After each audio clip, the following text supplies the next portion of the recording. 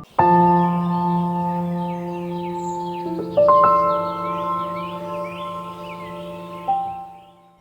রাজ্যটি দেখা যাচ্ছে তার নাম উদয়গড়।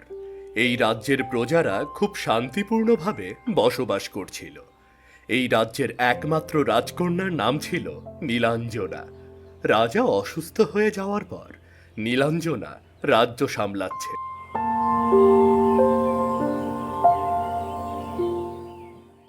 আমার প্রিয় কন্যা, সময় আর বেশি নেই।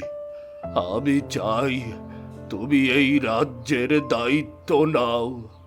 এই রাজ্য পরিচালনা করার জন্য তুমি একমাত্র যোগ্য উত্তরাধিকারী। বাবা, এসব বলো না। তুমি একদম সুস্থ হয়ে উঠবে। আমি তোমার পাশে আছি। আমি কোনো মূল্যেই তোমাকে হারাতে চাই না। ছোটবেলায় মাকে হারিয়েছি। আমি এখন শুধুমাত্র তোমাকেই চাই, এই রাজ্যটা নয়।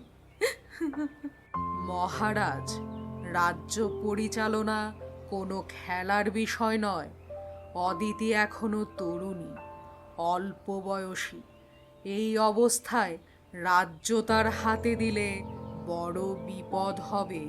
রানী মায়া, আমি জানি আমার মেয়ের সক্ষমতা। ছোটবেলা থেকে ও প্রজাদের কষ্ট বুঝতে শিখেছে। রাজ্যের ভবিষ্যৎ ওর হাতেই নিরাপদ। কিন্তু সভাসদদের মতামত তো দরকার মহারাজ। আপনি এখন বিশ্রাম নিন। এই সিদ্ধান্ত পরে নেওয়া যাবে। মা, আমি রাজ্যের দায়িত্ব